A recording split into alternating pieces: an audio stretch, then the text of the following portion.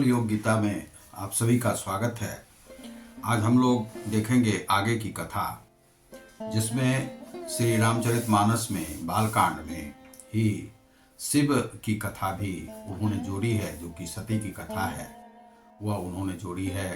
और आगे भी जो है, जो मैना और हिमराज की कहानी को भी जोड़ा है उन्होंने। इसमें दक्ष की कन्या का भी वर्णन है, वही हम लोग देखेंगे आज। ग्लोबल योग गीता में आप सभी का स्वागत है। और सबसे पहले हम श्री हनुमान जी की वंदना करते हैं।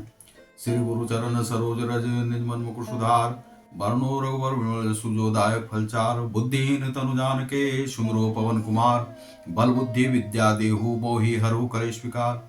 जय हनुमान ज्ञान गुण सागर, जय कपीस लोक उजागर, वक्रतुंड महाकाय सूर्यकोटि समप्रभा, निर्विघ्नं कुरु मे सर्व कार्येषु सर्वदा। ओम जयंती जय मंगला काली भद्रकाली कपालिनी, दुर्गा क्षमा सदा लक्ष्मी स्वाहा। ओम त्र्यंबकं यजामहे सुगंधि पुष्टिवर्धनम, उर्वारुक बंधनान् मृत्युं क्षमामिता स्वाहा। ओम क्षमस्व परमेश्वर, क्षमस्व परमेश्वर। तो यहाँ पर यह जो कथा है, एहि विधि दुखित प्रजेश कुमारी, अकथनीय दारुण दुख भारी, बीते संवत सहस्रतासी, तजी समाधि शंभु अविनाशी। तो दक्ष सुता जो है सती जी, इस प्रकार बहुत दुखी थी। उनको इतना दारुण दुख था कि जिसका वर्णन नहीं किया जा सकता है। 87,000 वर्ष बीत गए थे और अविनाशी जो शिव जी हैं, उन्होंने अपनी आंखें निद्रा और समाधि की अवस्था को छोड़ा नहीं था। राम नाम शिव सुमिरन लागे, जानेऊ सती जगतपति जागे, जाई शंभु पद बंदनु किन्हा, सन्मुख शंकर आसनु दिन्हा। शिव जी राम नाम का स्मरण करने लगे, तब सती जी ने जाना कि अब जगत के स्वामी शिव जी जाग गए हैं। उन्होंने जाकर शिव जी के चरणों में प्रणाम किया, निवेदन किया। शिव जी ने उनको बैठने के लिए सामने आसन दिया। लगे कहने हरि कथा रसाला, दक्ष प्रजेश भय तेहि काला, देखा विधि विचार सब लायक, दक्ष ही किन्ह प्रजापति नायक।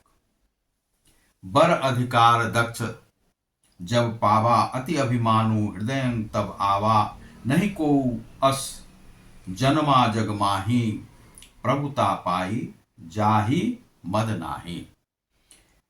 तो कहने लगे कि जब राम नाम का स्मरण करने लगे, तो जो सती जी हैं उन्होंने सोचा कि शायद वे जागृत हो गए हैं और हरि कथा जो है उसका वर्णन करने लगे। शिव जी भगवान हरि की रसमयी कथाएं कहने लगे। उसी समय दक्ष प्रजापति हुए ब्रह्मा जी ने सब प्रकार से योग्य देख समझकर दक्ष को प्रजापतियों का नायक बना दिया था। वे दक्ष जो थे नायक थे और प्रजापतियों का नायक उन्हें बना दिया गया। बड़ अधिकार दक्ष जब पावा, दक्ष को जब यह अधिकार मिला तो वे कोई भी व्यक्ति, यहाँ पर कहा गया कि अति अभिमानु हृदय तवावा, उनको जो है अभिमान आ गया। नहीं को अस जन्मा जगमाही, इस जग में ऐसा कोई नहीं हुआ है जिसको कि वह जो धन आदि प्राप्त हो जाता है, कोई भी गौरव प्राप्त हो जाता है तो गौरव करना वह शुरू कर देता है, अहंकार उसमें आ जाता है, मद आ जाता है, लोभ तो मनुष्य में रहता ही है और दक्ष में भी यह सब गुण था ही। तो प्रभुता पाई जाही मद नाही, वह सब में जो है यह गुण आ जाता है। दक्ष ने इतना बड़ा अधिकार पा लिया था, जिन्हें ब्रह्मा जी ने यह अधिकार दे दिया था, तब उनके हृदय में अत्यंत अभिमान जागृत हो गया। दक्ष लिए मुनि बोली सब करण लगे बरजाग, निवते सादर सकल सुर जे पावत मख भाग। दक्ष ने सब मुनियों को बुला लिया और वे बड़ा यज्ञ करने लगे। बड़ा यज्ञ जो है उन्होंने करने जो देवता यज्ञ का भाग पाते हैं, दक्ष ने उन सबको आदर सहित निमंत्रित किया था। अब यहाँ पर वही कथा आ रही है दक्ष के साथ पार्वती की, जो रामचरितमानस में बहुत सारी कथाएं इस प्रकार की हैं, क्योंकि रामचरितमानस में श्री तुलसीदास जी जो पुराण वेद आदि सब का ज्ञान उन्होंने अर्जित किया, तब जो है जाकर के यह मानस की रचना उन्होंने की थी। किन्नर नाग सिद्ध गंधर्वा बंधुन समेत चले सुर सर्वा, विष्णु बिरंची महेशु बिहाई, चले सकल सुर जान बनाई। दक्ष का निमंत्रण पाकर जितने भी किन्नर थे, नाग थे, नागलोक में भी सिद्ध गंधर्व, जितने भी गीत गायन आदि नृत्य आदि करने वाले, और सब देवता अपनी अपनी स्त्रियों के सहित चले आए दक्ष के बुलाने पर। विष्णु ब्रह्मा और महादेव जी को छोड़कर सभी देवता अपना अपना विमान सजाकर चले आए वहां। सती बिलो के व्योम विमाना, जात चले सुंदर विधि नाना, सुर सुंदरी करही कल गाना, सुनत श्रवण छूटही मुनि ध्याना। सती जी ने देखा कि अनेकों प्रकार के सुंदर विमान चले जा रहे हैं, आकाश में चले जा रहे हैं। देव सुंदरियां मधुर गान करती हुई आ रही हैं, जिन्हें सुनकर मुनियों का ध्यान छूट जाता है, जो देव सुंदरियों को देख करके। पूछे तब शिव शिवन कहे बखानी, पिता यज्ञ सुनी कछु हर्षानी। उसे हर्ष हुआ जो पिता के घर पे कोई यज्ञ हो रहा है। जो महे सुमोही आय सुदेही, कछु दिन जाई रहो विसेही। उनके मन में एक हर्ष जागा कि पिता के घर कुछ दिन रहने का अवसर आया है, वहां जा सकते हैं। तो यह जो है खुशी जो है, एक मायके जाने की जो खुशी होती है महिलाओं में रहती है, यही सती के भी भीतर जागृत हुआ। पति परित्याग हृदयंग दुख भारी,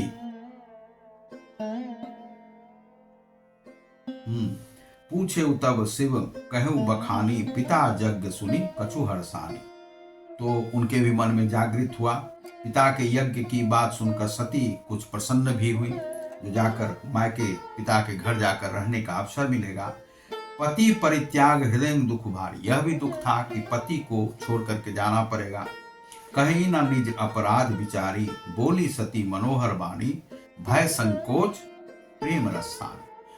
भय भी था, जो बोले किस प्रकार से बोले, जो उनके घर जाना है, मायके जाना है। भय भी था, संकोच भी था। इसके साथ जो है वह अपराध भी, निज में अपराध का भी बोध था कि पिता के घर में ऐसे जाना है।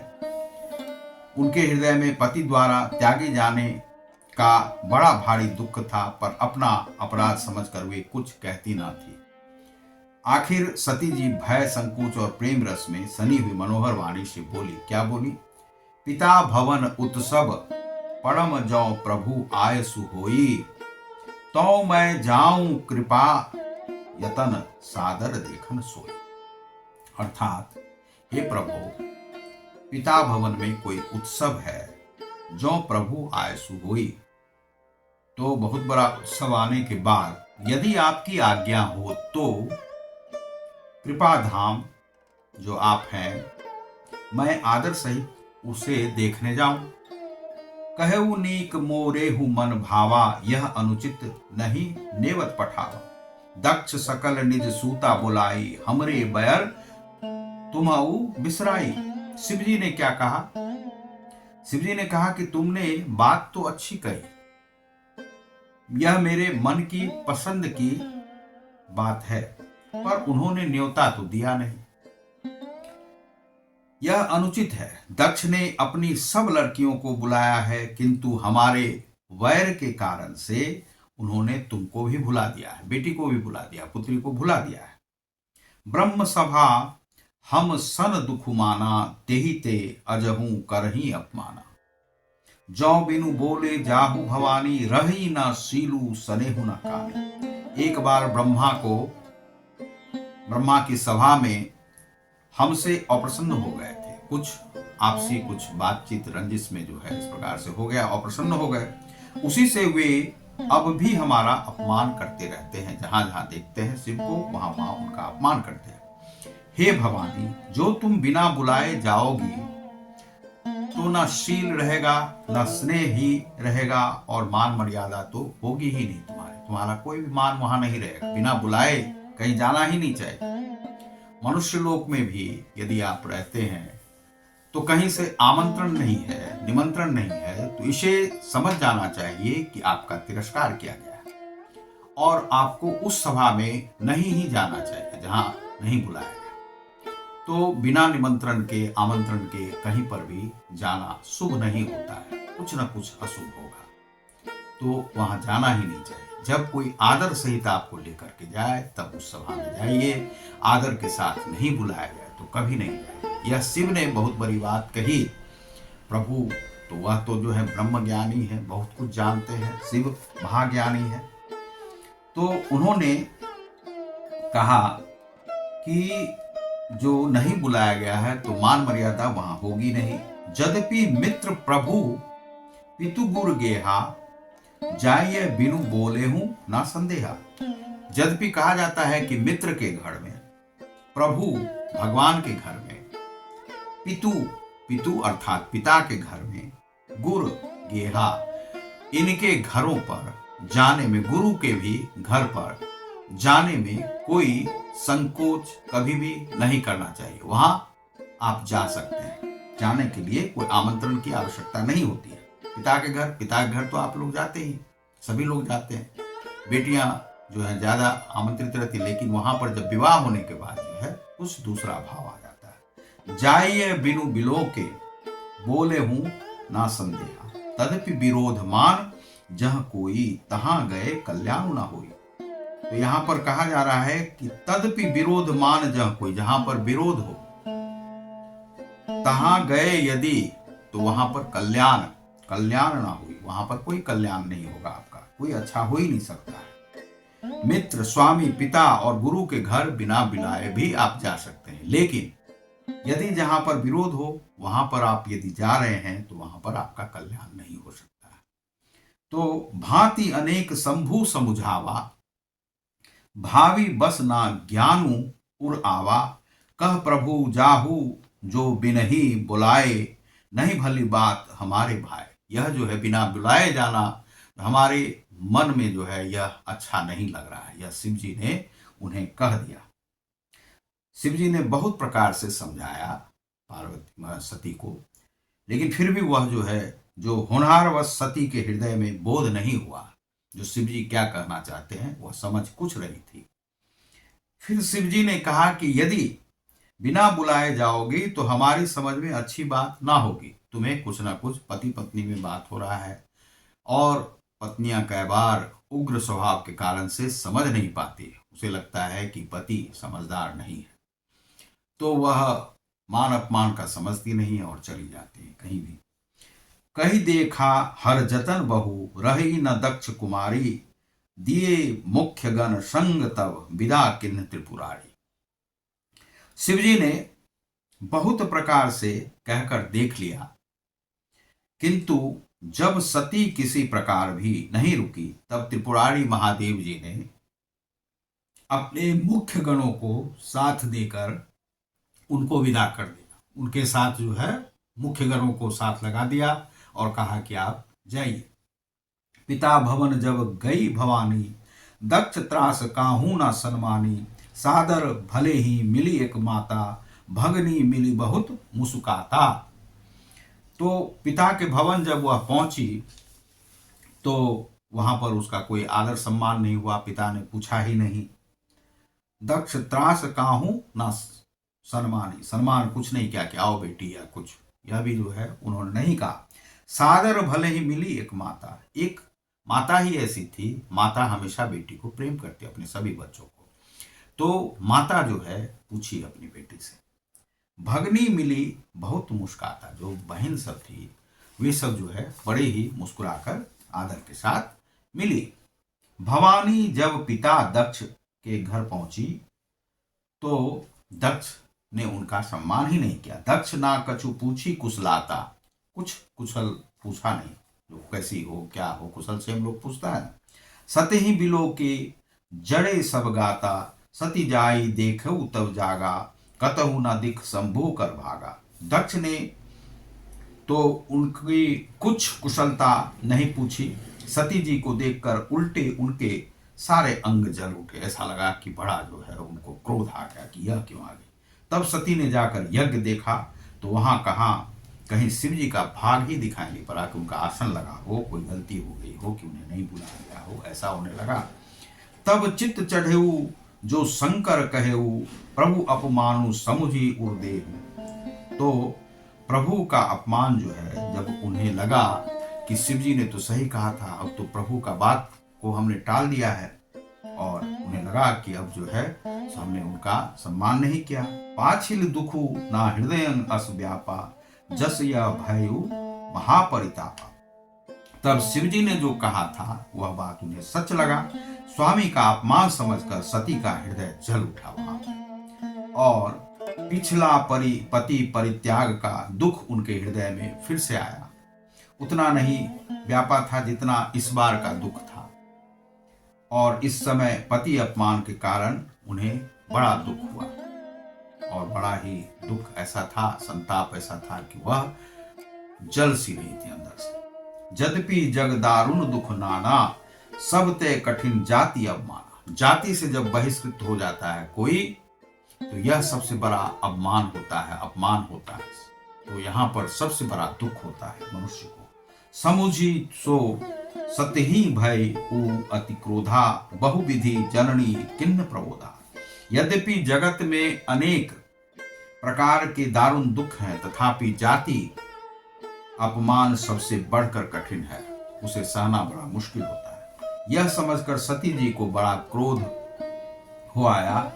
माता ने उन्हें बहुत प्रकार से समझाया बुझाया। शिव अपमानु न जाई, सही हृदय न होई प्रबोध, सकल सब ही हठी हट की, तब बोली बचन सक्रोध। परंतु उनसे शिव जी का यह अपमान नहीं सहा गया। इससे उनके हृदय में एक क्रोध जागृत हो गया, और क्रोध को वह किसी प्रकार से शांत नहीं कर पा रही थी। तब वे सारी सभा को हठपूर्वक डांटते हुए क्रोध भरे वचन बोली। सुनहु सभासद सकल मुनिंदा, जितने भी मुनि हो, सभासद हो, सब सुनो। कही सुनी जिन्न शंकर निंदा, जिन्होंने भी शंकर की निंदा की है,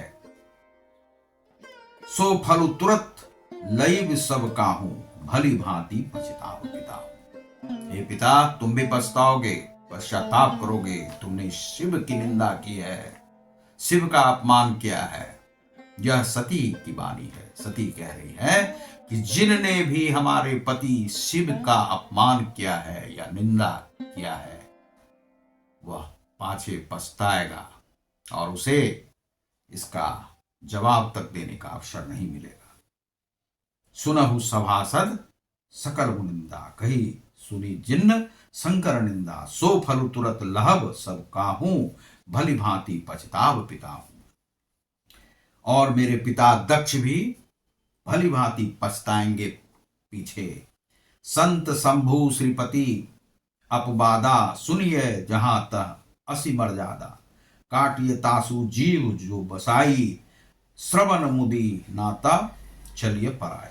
जहां संत शिवजी और लक्ष्मीपति विष्णु भगवान की निंदा सुनी जाए, वहां ऐसी मर्यादा है कि यदि अपना बस चले तो उस निंदा करने वाले की जीभ काट ले, और नहीं तो कान मुंद कर वहां से भाग जाए। अपने कान को बंद करो तब भागो। यहां पर साफ साफ सती की वाणी में कहा गया है, जहां संत शिव जी, शिव भगवान महादेव जी, और लक्ष्मीपति विष्णु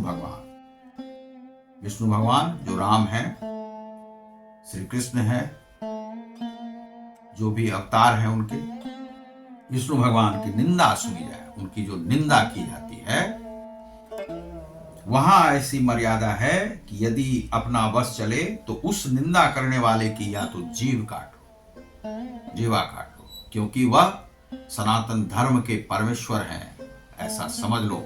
तो सनातन धर्म का जो भी अपमान करता है, यह सती की वाणी है कि उसकी जिह्वा काट लो। यह मानस में कहा गया है। तो उसकी जिह्वा तक काटने का, अर्थात उसे मृत्यु दंड देने का भी अधिकार है। सनातन का जो अपमान करेगा, जो हमारे विशेष गुरु हैं, जो शिव भगवान हैं, हनुमान जी हैं, हमारे विष्णुदेव हैं, उनका जो भी अपमान करेगा, निंदा करेगा, उसकी जिह्वा तक काटने की बात रामचरितमानस में की गई है।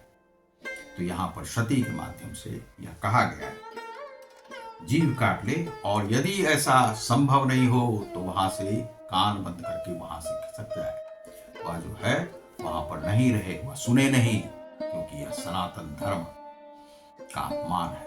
और सनातन धर्म का अपमान जो सुनेगा वह सनातनी कैसे हो सकता है? वह सनातनी हो ही नहीं सकता है, हिंदू राष्ट्र का हो ही नहीं सकता है। जगद माता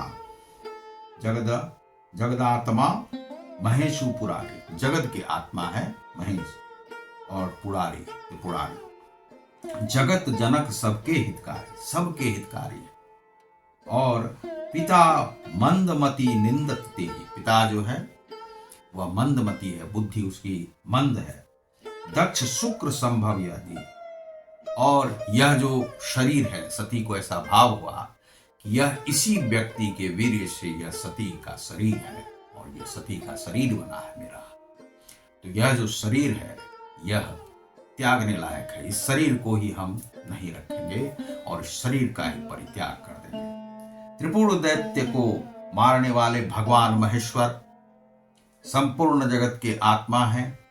वे जगत पिता और सबका हित करने वाले हैं। मेरा मंद बुद्धि पिता उनकी निंदा करता है, और मेरा यह शरीर दक्ष ही के वीर्य से उत्पन्न है। यह सती का वचन है, सरस्वती का सत्य वचन है। तजहूं तुरत देह तेहि हेतु, उर्धरि चंद्र मौली वृषकेतु। अस कहि जोग अग्नि तनु जारा, भयउ शकल मख हाहाकारा। तो चंद्रमा को ललाट पर धारण करने वाले वृषकेतु जो शिव हैं, को हृदय में धारण करके मैं इस शरीर को तुरंत ही जला डालूंगी। तजहूं, इसको तज दूंगी। उर्धरि चंद्रमौली वृषकेतु, वृषकेतु का ध्यान करके इस शरीर में, आत्मा में धारण करके मैं शरीर को जला डालूंगी, त्याग दूंगी। ऐसा कहकर सती जी ने योगाग्नि में प्रविष्ट कर लिया, अपना शरीर भस्म कर डाला। उसमें सारी यज्ञशाला में हाहाकार मच गया।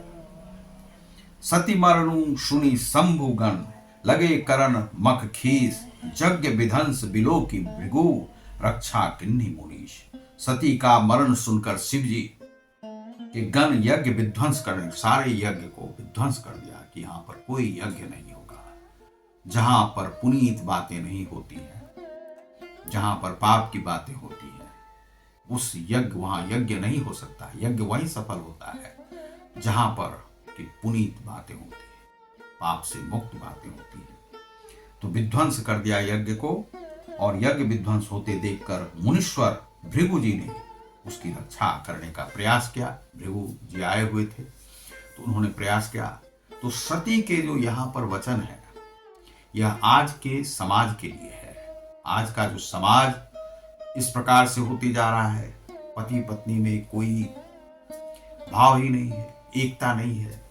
पत्नी है तो वह घर में भोजन नहीं बनाएगी, वह मेकअप करके अपने क्लबों में जाएगी, डांस सोसाइटी आदि में जाती है।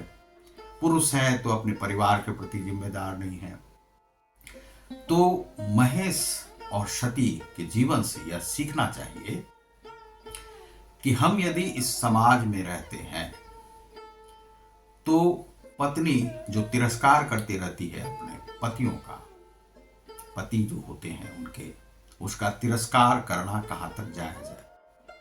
सती से शिक्षा लेनी चाहिए कि वह 1 मिनट के लिए उस शरीर का धारण ही करना नहीं चाहती। कहा जाता है कि जब भी आप नारी देते हैं तो ब्याह करके जाती है, और वह नारी यदि कष्टकारी हो जाए, कहाँ पर, जो ससुराल में जाती है, अपने सास ससुर की सेवा नहीं करती है और बात बात में अपने पति का सम्मान नहीं करती है, अपने देवर देवरानी का सम्मान नहीं करती है, ननद का सम्मान नहीं करती है, तो उसका भी सम्मान कैसे होगा? सम्मान देने से ही सम्मान मिलता है।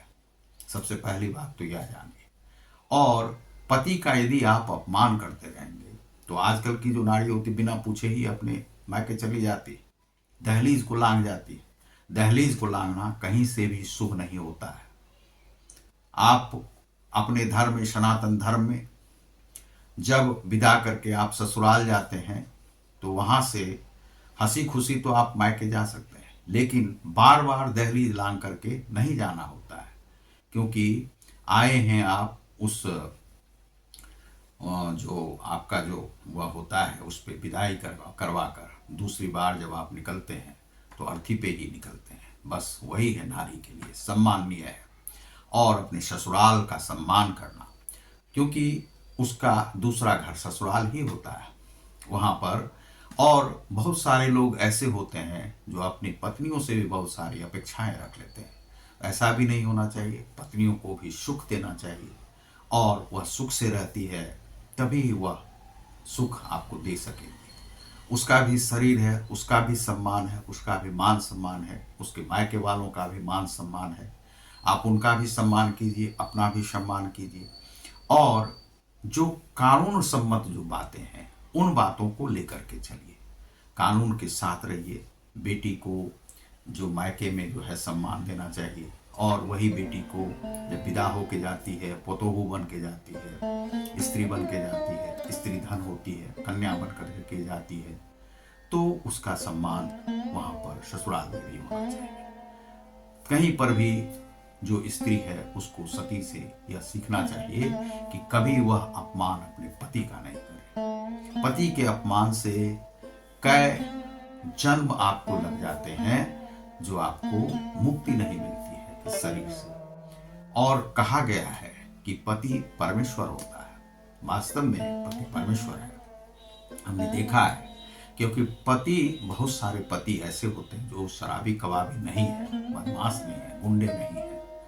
वे पति अपने परिवार के लिए ही जीते हैं, अपनी पत्नी से झूठ नहीं बोलते। यदि धार्मिक होगा, सनातनी होगा, तो वह झूठ नहीं बोलता है, व्यभिचार नहीं करता है, वह इधर उधर नहीं जाता है, दूसरे नारियों के पीछे नहीं भागता है। वह जो पति होता है अपने पत्नी, अपने बच्चों, अपने माता पिता, उसके लिए जीता है, भर जिंदगी जीते रहता है, झूठ नहीं बोलता है, तो वह परमेश्वर के समान होता है। और कौन सा परमेश्वर है जो आपका हित का बात सोचेगा? कोई परमेश्वर ऊपर से तो उतर के आएंगे नहीं, क्योंकि ब्रह्मा विष्णु की अपनी अपनी पत्नियां हैं, महादेव जी की अपनी है। तो यहाँ जो आपका महादेव है उसका भी तो सम्मान करना है। यहाँ का महादेव तो आपका पति ही है, तो उस पति का तो सम्मान कीजिए। पैर, बहुत सारी पत्नियां पैर छूती हैं, सबको छूना चाहिए। जितनी भी स्त्रियां हैं उनको छूना चाहिए, और अपने पिता का भी पैर, बच्चों को छूना चाहिए।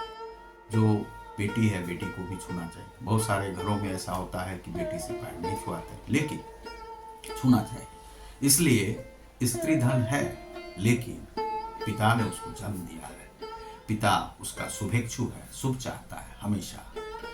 तो उस पिता का सम्मान करना बेटी का भी धर्म है, और बेटी जो है सम्मान करे अपने पिता का और अपने पति का भी सम्मान करे। तो इस प्रकार से पुरुष और स्त्री, ये दो जो है जीवन के जो है सो चक्के हैं। जिस प्रकार साइकिल चलता है, एक भी साइकिल का पहिया यदि टूट जाएगा तो वह नहीं चलेगा। तो पैडल जहाँ से घूमने का जो चक्र है पैडल साइकिल का, वो बढ़ेगा तब जब उसका अगला चक्का भी ठीक हो, पिछला चक्का भी ठीक हो। पिछला चक्का आगे आगे पति लेके जा रहा है, हैंडल भी उसी के हाथ में है, पीछे में जो पिछला चक्का पे वह है पत्नी का, वह भी चल रही है साथ में। जीवन को खींचते हुए जाना है, और जीवन इस प्रकार से बढ़ते बढ़ते बढ़ते बढ़ते वह किनारा लग जाता है। लेकिन यहाँ पर क्या था कि सती ने अपने को यज्ञ में स्वयं को भस्म कर दिया। आगे की कथा आगे देखेंगे। तो आप देख रहे हैं ग्लोबल योग गीता को। मैं हूँ रतिकांत सुमन। बहुत बहुत धन्यवाद।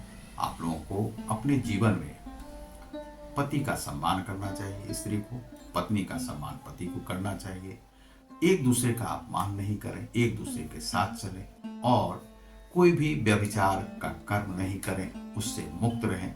यदि मुक्त रहते हैं तो आपको जीवन में सब कुछ प्राप्त होगा।